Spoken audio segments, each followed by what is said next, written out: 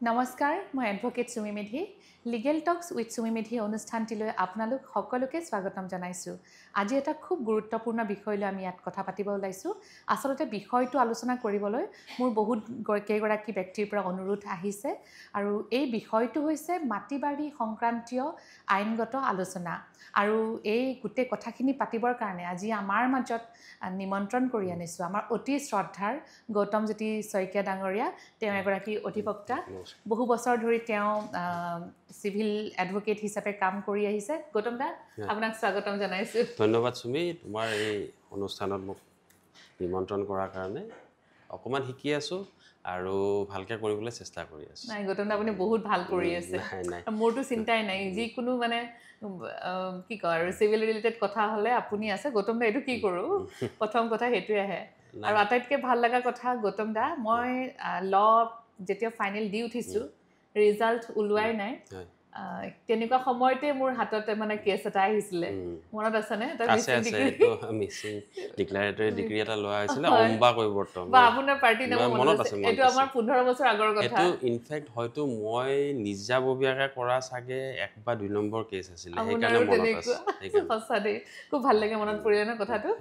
আৰু মানে কি ভাল লাগিছিল প্ৰথম হেতু কথা তাৰ পাছত মই লাইসেন্স পালো কেছটো চলিছিলে তাৰ পাছত অৰ্ডাৰ পালো মানে আৰু আটাইতকৈ ডাঙৰ কথা মোৰ একদম ঘৰৰ ওচৰৰ কেছ আছিলে মানে একদম গাঁৱৰ নাম ওলাই গৈছিলে আৰু তেওঁৰ অৰ্ডাৰ ওলাইছিলে বুলি যিখিনি কিছু মই আছিলো প্ৰদীপ কুমাৰ কলিতা ছাৰ তেখেত জ্যেষ্ঠ অধিবক্তা গুৱাহাটী উচ্চ ন্যায়ালয়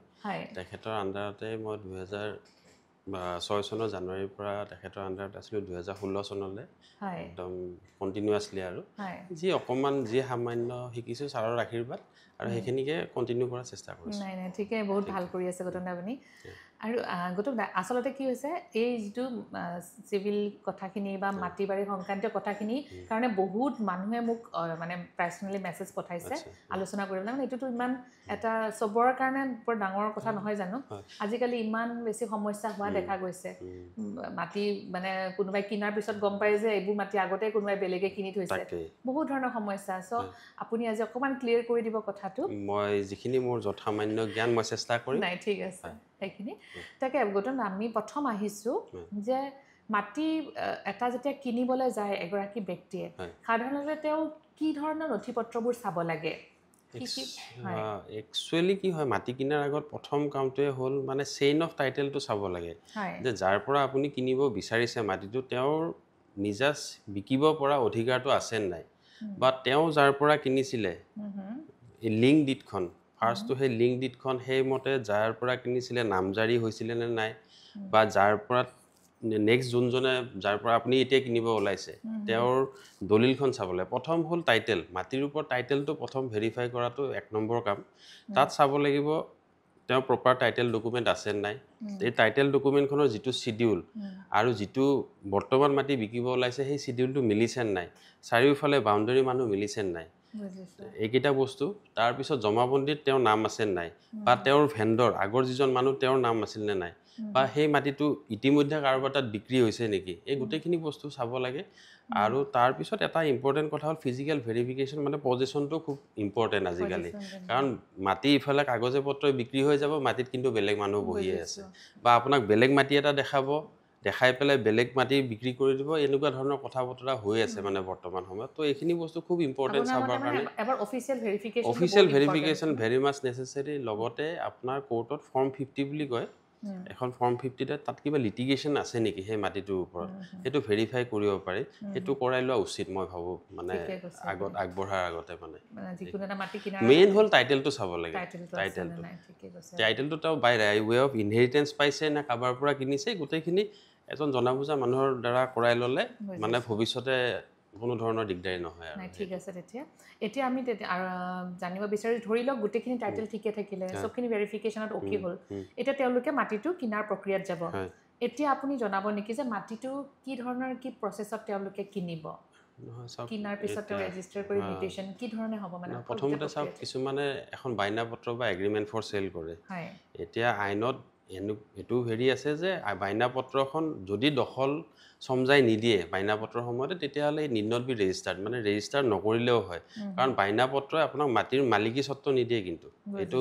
বহুত মানুহে মানে এনেকুৱাও দেখিছোঁ বাইনাপত্ৰখন কৰাৰ পিছতে মই মাটিৰ মালিক হৈ গ'লো এনেকুৱা ধৰণৰ এটা মনোভাৱ মানে তেওঁলোকে ৰাখে কিন্তু সেইটো নহয় বাইনাপত্ৰ এইটো জাষ্ট প্ৰিলিমিনাৰী মানে কন্ট্ৰেক্ট এটা হৈছে এই মাটিটো বিচা কিনা কৰা হ'ব দুজন মানুহৰ মাজত আৰু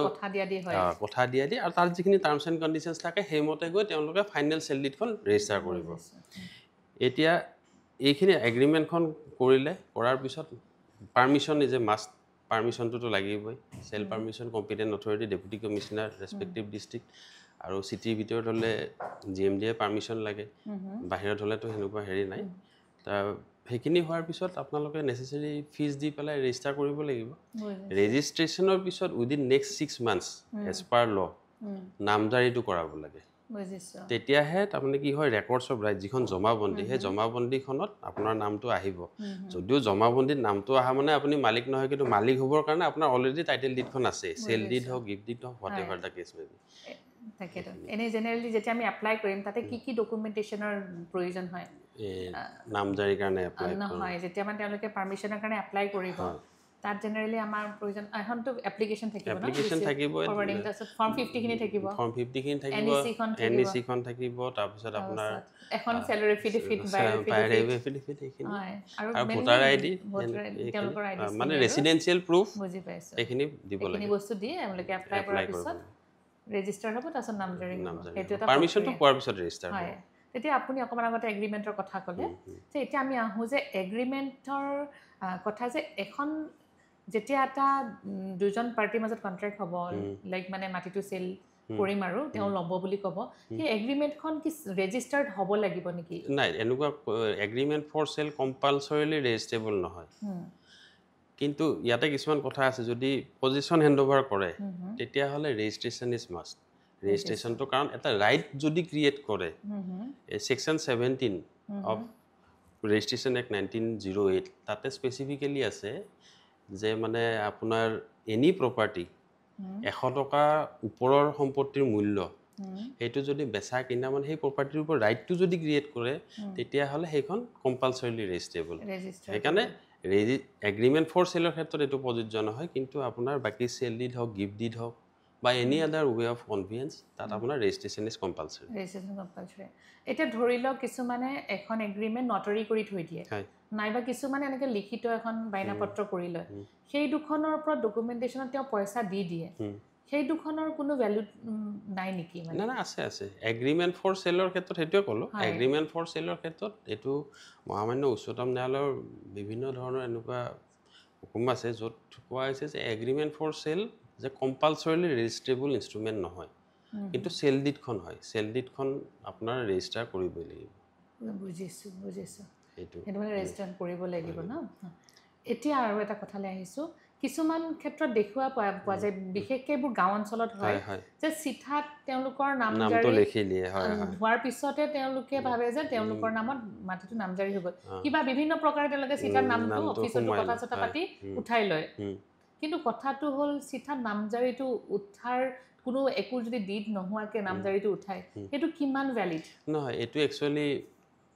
আইনৰ দৃষ্টিত এইটো একেবাৰে বৈধ নহয় মই এইমাত্ৰ যে ক'লো সম্পত্তিৰ মূল্য যদি 100 টকাতকৈ বেছি হয় তেতিয়াহ'লে section 17 of the Indian registration act মতে আপোনাৰ কম্পালচৰিলি ৰেজিষ্ট্ৰেবল ইনষ্ট্ৰুমেণ্ট আপোনাৰ দলিল এখন লাগিবই আপোনাৰ কনভেন্স ডিড চেল ডিড হওক গিফ্ট ডিড হওক যি হওক সেইখন প্ৰাইমাৰী টাইটেল ডকুমেণ্ট এখন থাকিব তাৰ পিছতহে মিউটেশ্যনৰ কথা আহিব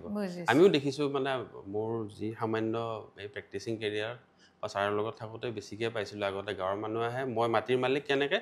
চিঠাত মানে বিক্ৰেতাজনে লিখি দিছে কিন্তু এইটো একচুৱেলি লিগেলি টিনেবল নহয় কথাটো এইটো মানে ট্ৰেনজেকশ্যনটো ভ্যালিড নহয় তো তেওঁলোকে মানে যিকোনো এটা প্ৰকাৰৰ যিকোনো ডিড এখন চেল ডিড হওক গিফ্ট ডিড হওক যেনেকুৱা যেনেকুৱা হয় আৰু সেই ধৰণে কৰি যাব লাগিব কিন্তু ৰেজিষ্টাৰ্ড ডিড এনে লিখি ল'লে নহ'ব ৰেজিষ্টাৰ হয় সেইটোৰ ওপৰত বেছ কৰিলেহে তেওঁলোকৰ নামত আহে ঠিক আছে এতিয়া আমি ৰাইটৰ কথালৈ আহোঁ গতিকে ৰাইটৰ ক্ষেত্ৰত আমি দেখিবলৈ পাইছোঁ মানে ৰায়তীবোৰে কেনেকৈ নিজৰ মানে অধিকাৰবোৰ সাব্যস্ত কৰিব পাৰে বহুত মাটিৰ ৰায়ত থাকে হয় সেইখিনি কথা অকণমান বুজাই দিব নেকি ৰায়তীৰ অধিকাৰখিনি এই ৰায়তৰ ক্ষেত্ৰত এখন আইন এখন আছে হয় Assam temporarily settle areas tenancy act 1971 তাতে গোটেই বিষয়বস্তুটো সন্নিৱিষ্ট কৰা আছে তাতে ৰায়ত কোন কোন দুই ধৰণৰ ৰায়ত আছে অকুপেঞ্চি টেনেণ্ট নন অকুপেঞ্চি টেনেণ্ট তাৰপিছত তেওঁলোক কেনেকুৱাকৈ মাটি বাৰীৰ ওপৰত তেওঁলোকৰ অধিকাৰ কি থাকিব মালিকৰ কি অধিকাৰ থাকিব এই গোটেইবিলাক বস্তু বা ৰায়তক কেনেকৈ উচ্ছেদ কৰিব পাৰি এই গোটেইবিলাক মানে সন্নিৱিষ্ট আছে এই আইনখনত এই আইনখনৰে ছেকশ্যন 23 তাত আছে যদি অ'নাৰশ্বিপ ৰাইট বা ইণ্টাৰমিডিয়েটৰী ৰাইট কেনেকৈ পাব পাৰে মানে এই ৰায়তসকলে মানে এই অকুপেঞ্চি টেনেণ্টে যোনে পাৰ্চনেলি কাল্টিভেট কৰে তেওঁলোকে এই ছেকশ্যন 23 মতে ডেপুটি কমিশ্যনাৰ তাত এপ্লাই কৰিব পাৰে এপ্লাই কৰিলে ডেপুটি কমিশ্যনাৰে অ'নাৰ্ছৰ ওপৰত নটিচ দি পেলাই তেওঁ যদি ভাবে যে অকুপেঞ্চি টেনেণ্টৰ যিখিনি দায়িত্ব সেইখিনি তেওঁ ঠিকে কৰি আছে হেৰি কৰি আছে তেওঁ ইণ্টাৰমিডিয়েটৰী ৰাইট বা অ'নাৰশ্বিপ ৰাইট দিব পাৰে আপন payment of 50% of the annual land revenue সেইটো লেণ্ড ৰেভিনিউটো এছেছ কৰিব এইটো কম্পেনচেশ্যন ক'ব নট লেণ্ড ৰেভিনিউ এই কম্পেনচেশ্যনটো এছেছ কৰি এটা অৰ্ডাৰ হ'ব কম্পেনচেশ্যনখিনি যদি দি দিয়ে তেতিয়াহ'লে এই অ'নাৰশ্বিপ ৰাইটটো ৰায়তে পাব পাৰে বুজি পাইছোঁ মানে এতিয়া অ'নাৰবোৰৰ পাট্টাদাৰৰ ৰাইট নাই নেকি মানে এখনে কি কৈছে এখনে এনেকুৱা কৈছে ইভেন এই চাৰেণ্ডাৰৰ কথাটো যে আছে ছেকশ্যন 63 আছে টেনেণ্টে যদি চাৰেণ্ডাৰ কৰিব খোজে তেতিয়া তেওঁ চাৰেণ্ডাৰ কৰিব লাগিব ডেপুটি কমিশ্যনাৰৰ ওচৰত মালিকক চাৰেণ্ডাৰ কৰিব নোৱাৰে বুজি পাইছোঁ অকণমান মানে পিকুলিয়াৰ এক্ট এখন চাব গ'লে মালিকৰ বৰ বেছি মানে ইয়াতে আৰু মানে যদি ৰায়তী খতিয়ান যদি ইছ্যু হৈ গৈছে এবাৰ তেতিয়াহ'লে তাৰপিছত মালিকৰ ৰাইটটো কিন্তু খুব কম আদাৰৱাইজ তথাপিতো ইজেক্টমেণ্টৰ প্ৰভিজন আছে ছেকশ্যন 54 মতে তাৰ আগত মানে 2 মাহৰ নটিচ এখন দিব লাগে 54(2) মতে যে তুমি মোক যিটো চুকানি হয় বা খাজানা হয় সেইটো দিয়া নাই বা যিটো পাৰপাছত এই মানে ধৰ খেতিৰ কাৰণেহে চলে খেতি নকৰি তাত তুমি বিল্ডিং ঘৰ বনাই দিছা বা হেৰি বনাই দিছা তেতিয়াহ'লে এইবিলাক violation of terms and conditions of tenancy হয় তেতিয়া কিন্তু মালিকে 2 মাহৰ নটিচ দি আণ্ডাৰ ছেকশ্যন 54(2) তাৰপিছত ইজেক্টমেণ্টৰ কাৰণেও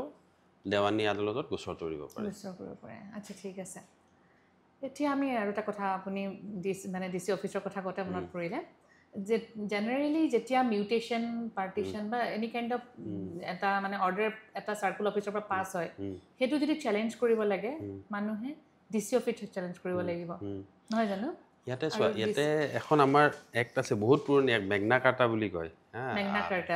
Assam land and revenue regulation 86 তাতে ৰুলছো আছে তাতে 147 বুলি এটা ছেকশ্যন আছে 147 নং ধাৰা তাতে সন্নিৱিষ্ট আছে 147(2) তাতে আছে যে কোনোবা মানুহ যদি এগ্ৰিভ হয় মানে চাৰ্কল অফিচাৰে কিবা অৰ্ডাৰ পাছ কৰিছে নামজাৰি হওক বা যি ধৰণৰ হওক মানে তেতিয়াহ'লে তেওঁ উইদিন মানে 30 দিনৰ ভিতৰত উইদিন 30 days তেওঁ এইটো আপোনাৰ এপিল কৰিব পাৰে before the deputy commissioner office আকৌ ডেপুটি কমিশ্যনাৰে যদি এনেকুৱা অৰ্ডাৰ যি অৰ্ডাৰে পাছ নকৰক তেতিয়াহ'লে নেক্সট এপিলেট অথৰিটিটো হ'ল Assam board of revenue under section 147(1) Assam board of revenue দায় হ'ব পাৰে 60 দিনৰ ভিতৰত যদি আৰু আসাম ব'ৰ্ড অফ ৰেভিনিউ কিন্তু অসমৰ highest appellate authority section all আসামত এখনেই আছে পাণবজাৰত আছে তাতে ছাৰৰ লগত গৈছিলোঁ আগৰ পৰাই এতিয়া অকণমান যোৱা হয় মানে এনেকুৱা ধৰণৰ গোচৰবিলাকত তাতে কি হয় এখন অসমৰ কিন্তু highest appellate authority revenue matters তাতে আৰু section 6 of Assam board of revenue act 1962 তাতে কোৱা আছে যে আসাম ব'ৰ্ড অফ ৰেভিনিউৱে যিটো অৰ্ডাৰ দিব বা জাজমেণ্ট প্ৰনাউন্স কৰিব তাৰ এগেইনষ্টত কোনো এপিল বা ৰিভিজন লাই নকৰে সেইটো ফাইনেল হয় কিন্তু ডাঙৰ কথা কিন্তু মানুহটো আৰু ৰিমেডিলেছ হ'ব নোৱাৰে সেইকাৰণে আৰ্টিকেল 226ৰ আণ্ডাৰত ৰিট পিটিশ্যন ফাইল কৰিব পাৰে before the honourable Guwahati high court মানে আদাৰৱাইজ এনে আপোনাৰ এপিলৰ কোনো প্ৰভিজন নাই বাট তেওঁলোকৰ মানে ৰিমেডি কাৰণ তেওঁলোকে 226ৰ আণ্ডাৰত গুৱাহাটী হাইকোৰ্টত ৰিট পিটিশ্যন ফাইল কৰিব পাৰে আচ্ছা খুব বঢ়িয়া কথা এইটো তাকে এতিয়া গৌতম দা আৰু এটা কথা পাতিব বিচাৰিছোঁ আমাৰ মাটি বাৰী লোৱাৰ ক্ষেত্ৰত জেনেৰেলি যিখিনি কেছ চিভিল কোৰ্টত হয় সেইখিনি আমি টাইটেল সুট বুলি কওঁ নহয়নে আৰু যদি মানিটৰী বা টকা পইচাৰ ক্ষেত্ৰত হয় চিভিল কোৰ্টৰ আণ্ডাৰত এইখিনি জুৰিছডিকশ্যন ন টাইটেল সুট মানি সুট কম্প্ৰমাইজ সুট এনেকুৱা ধৰণৰ এইটো আজিকালি কমাৰ্চিয়েল সুট আহিছে কমাৰ্চিয়েল ডিসপিউট হলে নতুনকৈ এক্ট এখন আছে 2016 সেইখনৰ বেচিছত কমাৰ্চিয়েল ডিভিজন ইয়াতে অনাৰেবল হাইকোৰ্টে ক্ৰিয়েট কৰিছে সেই হিচাপে হেতু 3 লাখৰ ওপৰৰ যদি ভ্যালু হয় তেতিয়াহলে কমাৰ্চিয়েল কোৰ্টৰ আণ্ডাৰত কমাৰ্চিয়েল সুট বুলি ৰেজিষ্টাৰ হয় হেতু হেনেকা ট্ৰাই কৰে basically all these are commercial ট্ৰানজেকশনৰ পৰা যদি কিবা ডিসপিউট হয় মানি ক্লেম বা হোৱাটএভাৰ এনেকুৱা ধৰণৰ আৰু টাইটেল সুটটো হল মাটিৰ স্বত্ব দখল বিচাৰি এনেকুৱা ধৰণৰ যিবিলাক ওনাৰশিপ লৈ পাৰ্টিশন লৈ এইবিলাক টাইটেল সুট হিচাপে ৰেজিষ্টাৰ কৰে আৰু any declaratory relief section 34 of the specific relief act যিবিলাক আপুনি ডিক্লাৰেটৰি ৰিলিফ বিচাৰিব তেতিয়াহলে টাইটেল সুট হিচাপে ৰেজিষ্টাৰ হ'ব বাকি যি মানি ক্লেম আছে নৰ্মেল মানি ক্লেম বিলাক আপোনাৰ মানি সুট হিচাপে ৰেজিষ্টাৰ হ'ব এতিয়া আপুনি যেটো ইমান সিভিল প্ৰেক্টিস কৰে মোক এটা কথা জানা মানে টাইটেল সুট এটা ফাইল কোৰ্ট ইমান যে দীঘলীয়া প্ৰসেস হয় কি স্টেপস থাকে তাহাত কোৰ্টৰ ভিতৰ মানে কেনেকুৱা ষ্টেজ যায় ইয়াতে ধৰক আমাৰ কোড অফ সিভিল প্ৰচিডিউৰ 1908 এখন কোডিফাই কৰা আছে কেনেকুৱা ধৰণে মানে আপোনাৰ ট্ৰায়ালটো চলিব লগতে civil code rules and order honourable Guwahati হাইকোৰ্টৰ আছে এই দুটা হিচাপতে চলে প্ৰথম কৰা হ'ল আৰজি এখন দাখিল কৰা হয় প্লেইন তাৰ পিছত সামন ইস্যু কৰে যদি এখন আৰজিখন ল'ব পৰা অৱস্থাত থাকে এখন লৈ পেলাই মহামান্য আদালতে সামন ইস্যু কৰে তাৰ পিছত বিবাদীসকল আহিব তেওঁলোকৰ মানে ৰিটেন ষ্টেটমেন্ট ফাইল কৰিব তাৰ পিছত ইস্যু ফ্ৰেম হ'ব কি পইণ্টৰ ওপৰত ডিসিশন হ'ব তাৰমানে সুটটো থেখিনি তাৰ পিছত এসবিপিএস বুলি এটা ষ্টেজ আহে কাৰোবাৰ সাক্ষীৰ নাম চাম দিয়া কিবা ডকুমেন্ট কল কৰা এইটো বহুত পাৰ্টিজ তাৰ পিছত হিয়াৰিং ষ্টাৰ্ট হৈ যায় প্ৰথমতে বাদীয়ে তেওঁলোকৰ সাক্ষীবাদী দিব আকৌ জেৰা হ'ব তাৰ পিছত বিবাদীয়ে সাক্ষীবাদী দিব জেৰা হ'ব তাৰ পিছত আৰ্গুমেন্ট মানে চূড়ান্ত শুনানি আৰু জাজমেন্ট এখিনি হয় দেখাতটো হেৰি কিন্তু মানে প্ৰচিডিউৰেল এসপেক্ট বহুতখিনি আছে কাৰণ অকমান সময় লাগে মানে যথেষ্ট সময় লাগে ন কিন্তু এতিয়া আগতকে আমি আগত যিবিলাক দেখিছিলো সেই তাতকে কিন্তু এতিয়া কোৰ্ট বিলাক বহুত মানে স্পিডি হৈছে অনাৰেবল হাইকোৰ্ট বা সুপ্ৰিম কোৰ্টে হওক নিৰ্দেশনা দি থৈছে যে যিমান পাৰে সোনকালে এটো কাট শৰ্ট কৰিব লাগে আৰু যে কয় WS2 উইদিন 90 ডেজ দিব লাগে বুলি সো 90 ডেজ টু কেতিয়াৰ পৰা কাউন্ট কৰে from the date of receipt of summon যোনদিনা মানে সেই মহামান্য আদালতে দিয়া সামনখন যোনদিনাৰ পৰা তেওঁ লাভ কৰিছে সেইদিনাৰ পৰা 90 দিনৰ ভিতৰত দিব লাগে ৰিসিপ্ট কৰা লাগে এটা যে এটা টাইটেল সুটত কোৱা হয় তাত মিসলিনিয়াস কেসও ফাইল কৰে এই মিসলিনিয়াস কেসটো কি হয় মানে যদি কিবা মিসলিনিয়াস কেস ধৰক আপোনাক এটা আনুষংগিক যদি কিবা আপোনাক প্ৰতিকাৰ লাগে মেইন টাইটেল সুটটোৰ লগতে সংলগ্ন যেনে ধৰক আপোনাৰ টেম্পৰাৰী ইনজাংকচন লাগে তেতিয়াহলে অৰ্ডাৰ 39 ৰুল 1 and 2 ত আপুনি এপ্লিকেশন দিব পাৰে বা হেনুকা ধৰ বিভিন্ন হেৰি আছে আপোনাক যেনেকুৱা টাইমিং হেতু আৰু অন্তৰ্বৰ্তীকালীন মানে হকা পাবৰ কাৰণে আপোনালোকে এইবিলাক মিসলেস এটা ফাইল কৰা যায় বঢ়িয়া এতিয়া আৰু এটা কথা আহিলে ধৰি লওক এই গোটেইখিনি প্ৰচিডিউৰ কমপ্লিট কৰিয়াৰ পিছত এটা আমাৰ অৰ্ডাৰ পালো জাজমেন্ট এটা পালো জাজমেন্ট মানে ডিক্ৰী পালো সিভিল কোৰ্টত ডিক্ৰী বুলি কয় না আৰু আপোনাৰ ক্লায়েন্টৰ ফেভৰত দিলে সেই ডিক্ৰীটো পোৱাৰ পিছতে তেওঁকে মানে অৰ্ডাৰটো এক্সিকিউট হ'ব নে মানে আৰু কিবা এক্সিকিউশনৰ প্ৰচিডিউৰ আছে নহয় ইয়াতে আপুনি আকৌ সেপাৰেটলি এটা এক্সিকিউশন কেছ ফাইল কৰিব লাগে আকৌ এক্সিকিউশন অৰ্ডাৰ 21 ৰ আন্ডাৰত of the code of civil procedure আপুনি এটা এক্সিকিউশন পিটিশন ফাইল কৰিব লাগে তাত এই ডিক্ৰীটো হোৱা 2 বছৰৰ ভিতৰত যদি হয় তেতিয়া হলে জাজমেন্ট ডেপ্টৰ মানে বিবাদীজন আছিলে তেওঁলে নোটিস পঠোৱা দৰকাৰ নাই কিন্তু যদি 2 বছৰৰ বেছি হৈছে তেতিয়া হলে কিন্তু প্ৰথমতে নোটিস এখন যায় তেওঁলোকলে আচ্ছা যদি আপোনাৰ অৰ্ডাৰটোৰ এক্সিকিউশন আমি ফাইল কৰিলো এক্সিকিউশন ফাইল কৰাৰ মানে জাজমেন্ট হোৱাৰ উইদিন 2 ইয়াৰ্স যদি আমাৰ এক্সিকিউশন আমি ফাইল কৰো তেতিয়া হলে আমাৰ তেওঁ নোটিস ইস্যু কৰা কোনো দৰকাৰ নাই অটোমেটিক্যালি যেটো ৰিলিফ আছে কোৰ্টে হেতু গ্ৰান্ট কৰিব তাৰ কাৰণে ধৰক এটা নাজিৰ আছে ধৰক আপোনাক দখল ঘূৰাই দিব লাগে দখল ঘূৰাই দিব লাগিলে নজৰতলে ৰিট যাব ৰিটখন তেওঁলোকে এক্সিকিউট কৰোতে হয়তো মণ্ডলৰ সহায় ল'ব বা কেতিয়াবা অবষ্ট্ৰাকশন থাকিলে পুলিচৰ সহায় ল'ব লগা হ'ব পাৰে প্ৰচিডিউৰ কোৰ্টত আমি যদি এপ্লাই কৰো এক্সিকিউশনটো তাৰ পিছত কোৰ্টে ডাইৰেকশ্যন দিব বাদীক মানে ষ্টেপছ ল'ব লাগে ষ্টেপছ লওঁতে প্ৰথমতে ৰিটখন কোৰ্টত জমা দিব লাগিব কোৰ্টে চালি জাৰি চাই যদি ঠিকে আছে তেতিয়াহ'লে নাজিৰলৈ পঠাই দিব সেইখন এক্সিকিউশ্যনৰ কাৰণে আৰু নাজিৰে প্ৰপাৰ্টি ভেৰিফাই কৰিব যদি অবষ্ট্ৰাকশ্যন আছে সেই হিচাপে ৰিপৰ্ট দিব দিলে আকৌ মানে যোন ডিগ্ৰী হোল্ডাৰ আছিলে তেওঁ এখন এপ্লিকেশ্যন দিব লাগিব যে এনেকুৱা ৰিপৰ্ট আহিছে মোক পুলিচৰ কাৰণে কষ্ট জমা দিব লাগে ডেফিনেটলি কোৰ্টে এইবিলাক এলাও কৰে কোৰ্টে যিমান পাৰে ডিগ্ৰীটো এক্সিকিউট হোৱাটো মানে বিচাৰে আৰু বিচাৰে সোনকালে হওক এইটো চব কোৰ্টেই বিচাৰে এইটো বুজিছোঁ এতিয়া আৰু কিছুমান কথা দেখিবলৈ পোৱা যায় দাদা এই যে আমাৰ কোৰ্টত মানে যেতিয়া চিভিল চুট এটা হৈ গ'ল ধৰিলে ডিগ্ৰী হৈ গ'ল এক্সিকিউশ্যনো হৈ গ'ল হোৱাৰ পিছতো তেতিয়া এজন মানুহে সাপোজ তেওঁলোকে পিছত গম পাইছে কথাটো আগতে নটিচ নাপালে তেতিয়া তেওঁৰ কি ৰাস্তা থাকে নহয় ৰাস্তা আছে মানে তেওঁৰ যদি এগ্ৰিভ হয় বা তেওঁৰ কিবা এই প্ৰপাৰ্টিৰ ওপৰত ৰাইট আছে হা তেতিয়াহ'লে তেওঁ এই যিটো ডিগ্ৰী হৈ গ'ল সেই ডিগ্ৰীটো মানে ছেটিছফাইড কৰিবৰ কাৰণে তেওঁ এপ্লিকেশ্যন দিব পাৰে এনে সময়টো হ'ল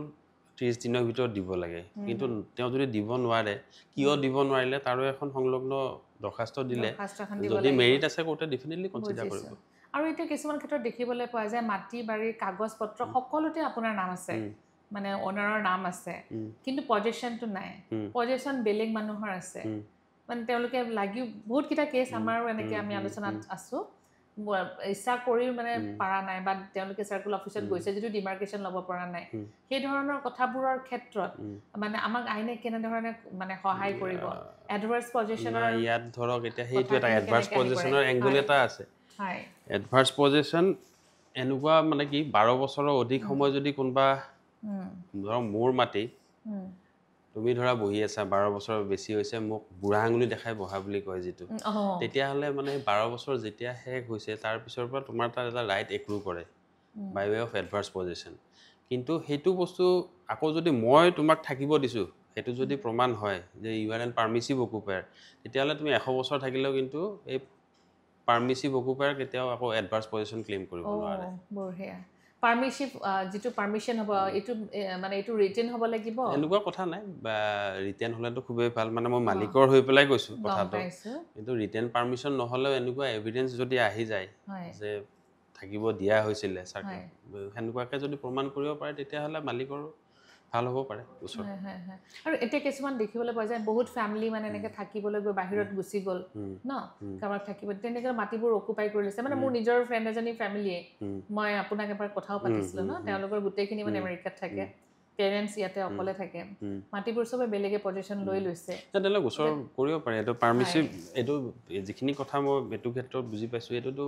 দেখা যায় যে এইটো পাৰ্মিশ্যন দিছিলে থাকিবলৈ কিন্তু অকণমান আইনত কি আৰু সকলো বস্তু প্ৰমাণ কৰিব লাগিব নহয়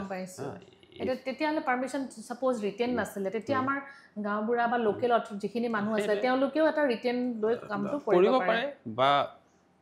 বাকী অৰেল এভিডেন্সেদিও আহিব পাৰে বহুত বস্তু মুঠতে তেওঁলোকৰ এটা কেছ ফাইল কৰাৰ তেওঁলোকৰ অধিকাৰ এটা আছে অধিকাৰটো সদায় আছে অধিকাৰ আছে যিহেতু অন পেপাৰ্ছ তেওঁলোকৰ নাম আছে ঠিকে কৈছে আৰু দেখিবলৈ পোৱা যায় পাৱাৰ অফ এটৰ্নিৰ কথা আমি আহোঁ এগৰাকী পাৱাৰ অফ এটৰ্নি হোল্ডাৰে সদায় নিজক মানে এটা মালিক ৰুল এটা দেখুৱাব বিচাৰে পেচা কিনা সকলোতে যেতিয়া পাৱাৰ অফ এটৰ্নি দি দিয়ে চ' তেওঁ সঁচাকৈ এজন পাৱাৰ অফ এটৰ্নি হোল্ডাৰ আপোনাৰ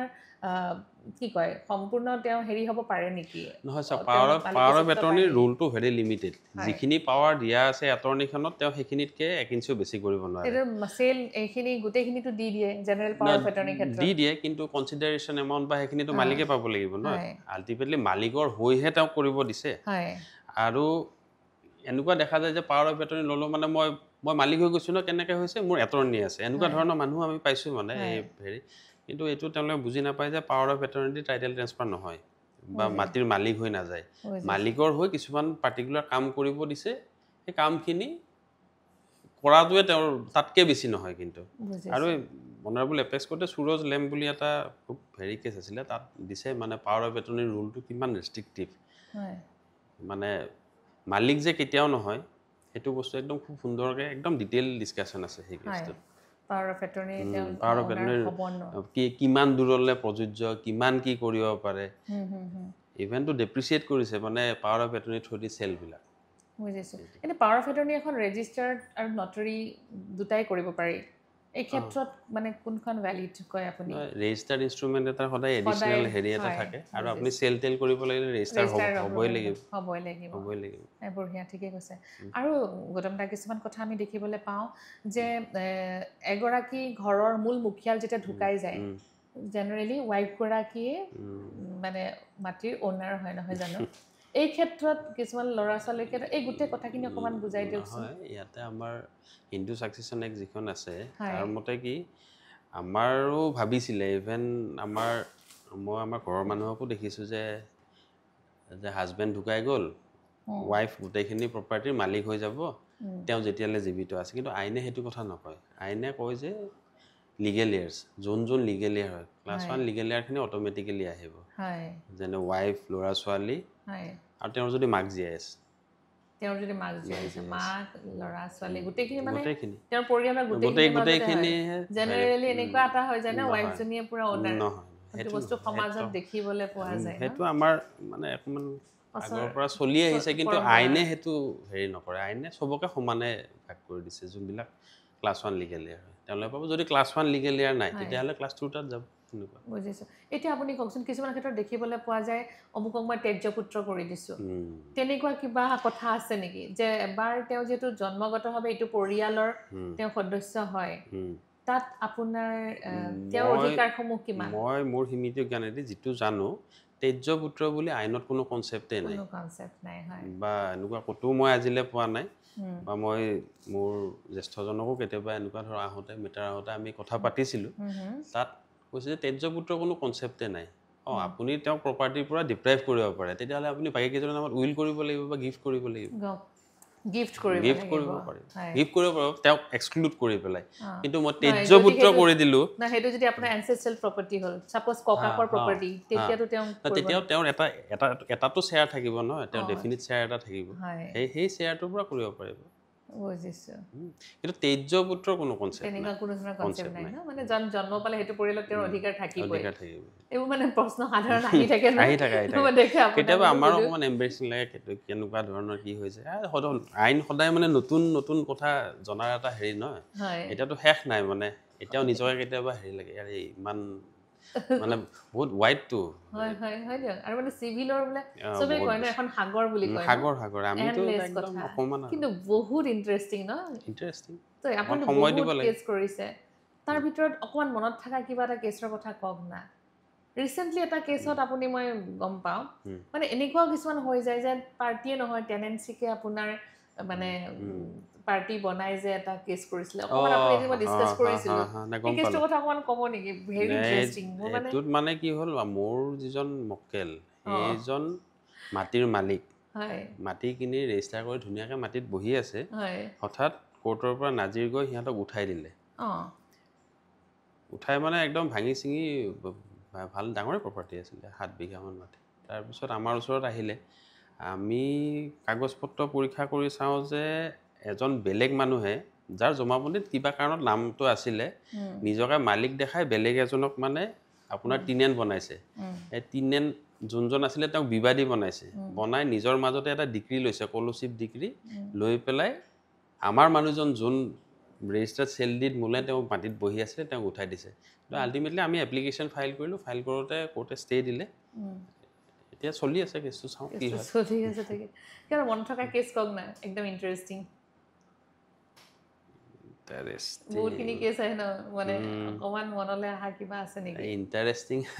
এই কিছুমান নহয় এনে ইণ্টাৰেষ্টিং মানে মই ক্লাইণ্ট কিছুমানৰ মানে বিহেভিয়াৰ হেৰি কৈছোঁ আৰু আমি মানে যিমান পাৰোঁ ধৰক নহ'লে ক্লাইণ্টক মানে অকণমান খৰচটো কমাবলৈ চাওঁ শিৱসাগৰত মেটাৰ এটা কৰি আছিলোঁ মই আৰু ধীৰাজ মেধি তুমি জানা কি মই গৈ আছিলোঁ তাতে ভালেই চলি আছে ইনজাংশ্যন নাপালে আদাৰ চাইডে ক্লাইণ্টটো হেপী এমেণ্ডমেণ্ট বিচাৰিলে নাপালে তাৰপিছত এটা সাধাৰণ ডেট আছে য'ত আমি কোনো কাৰণত যাব নালাগে মানে এখন হাজিৰা দিব লাগে আমাৰ তাতে লোকেল কাউন্সিল আছিলে তেওঁ দিলে হৈ যায় তাৰপিছত মই ৰাতি ক'লোঁ অহাকালি এটা পৰহিলে কেছটো আছে তেওঁলোকে জানে মই ক'লোঁ যে এইবাৰ নাযাওঁ এনেই যাব নালাগে আননেচেৰী কষ্টও হয় আপোনালোকৰো হেৰি হয় ৰাতিপুৱা ক'লোঁ নহয় গধূলি 7টা বজাত চেম্বাৰ আহি ওলাইছে বাছত উঠি পেলাই বোলে কেলৈ নাযাব মানে এনেকুৱাও ক'লে বোলে আদাৰ চাইডে কিবা হেৰি কৰিছে মানে এইটো ভয় খাই যায় সেনেকুৱা ধৰণৰ নকৰো বুলি ক'লেও প্ৰব্লেম এনেকুৱা হৈ যায় বহুত এইবিলাক চলি থাকে নাই বঢ়িয়া মানে তাকে গৌতম দা মানে কি লাগিছে বহুত কথাই মানে আপোনাৰ পৰা শুনিছো এতিয়া আমি ইমান সাডেনলি প্ল্যান কৰিছো ন আজি আপুনি কোৰ্টৰ পৰা বাহিৰে কিবাকে আহিছে কৰিছো আমি আকৌ সিভিলৰ ওপৰত ভালকে কথা পাতিম ভালকে লগ পাম এবাৰ উইথ প্ৰিপাৰেচন আহিম এডৰ প্ৰিপাৰেচনত আমি কথা পাতিম কিন্তু মোক এটা কথা কওক এতিয়া মই জানো আপুনি খুব ভাল বিহু গায় এটা কিন্তু বিহু গাব লাগিব নাই আজি গামোচাও লৈ আছে ডিঙিত গাব লাগিব এটা বিহু গাওক ঢোল এটা হ'লে ভালে আছিলে বা কেনেকুৱা ঢোল বজায় লিগেল টক্সৰ পৰা বিহু ভাল লাগে নাই লাষ্টত অকমান লাগিব নহয় কিমান আৰু চব মানে লয় ৰাতিপুৱাৰ পৰা ৰাতিলৈকে লয়ে পাতি থাকো তাৰ মাজত অকমানতো আমি কিমান বছৰ চিনাকি ন গৌতম দা বহুত বছৰ প্ৰায় মানে 16-17 বছৰমান হৈ গ'ল আমাৰ চিনাকি জানানে বেছি হ'ব তো তেতিয়াৰ পৰা দেখিছো এনে বিহু হওক বিনি প্ৰগ্ৰাম হওক এইবোৰ বস্তুত আমি চব আছো গাইছিলো আৰু এটা সময়ত এতিয়া এবাৰ গাওঁ এটা পেৰেগ্ৰাফ গাব লাগিব আজি কি গাওঁ গাওক এক লাইন গাই দিছো দেই এক লাইনে গাও ফুল এটা পাহৰি থাকিলে এৰেঞ্জ কৰি থ'বলে মনত পৰে তোমালৈ মাজনী সময় নাপাওঁ যাবলৈ নিজান ৰাতি দুপৰত মাজনী তোমাক দেখো সপোনত তুমি বৈয়ে দিয়া ফুলাম কৈ গামোচা তুমি বৈয়ে দিয়া ফুলাম কৈ গামোচা মাজনী ঐ তাকে লৈ বিহুলৈ যাওঁ হোষ্টেলত আছিলে তেতিয়া গাইছিলো হোষ্টেলত যে আপোনাৰতো ফালি আছিলে ঢোল বিহু গৌতম দাৰ বহুত ভাল লাগিলে কিন্তু আজি একদম প্ৰিপাৰেচন আছিলে আপুনি হঠাৎ মাতিছো আহিছে আমি এদিন ভালকে ৰিগাৰ্ডিং সিভিল আমি পুৰা ভালকে কথা পাতিম দেই আহিব লাগিব খুব ভাল লাগিলে দৰ্শকসকল আপোনালোকে চালে আজি আপোনালোকৰ অনুৰোধত আমি এই এপিছডটো খুব হঠাৎ কৰিলোঁ মাটি-বাৰী সংক্ৰান্তীয় কথাবোৰ আমি পিছলৈ আকৌ কৰিম এনেকুৱা মানে মাটি-বাৰী সংক্ৰান্তীয় কথাবোৰ আমি আকৌ বহলভাৱে আলোচনা কৰিম আজিলৈ এৰিছোঁ ধন্যবাদ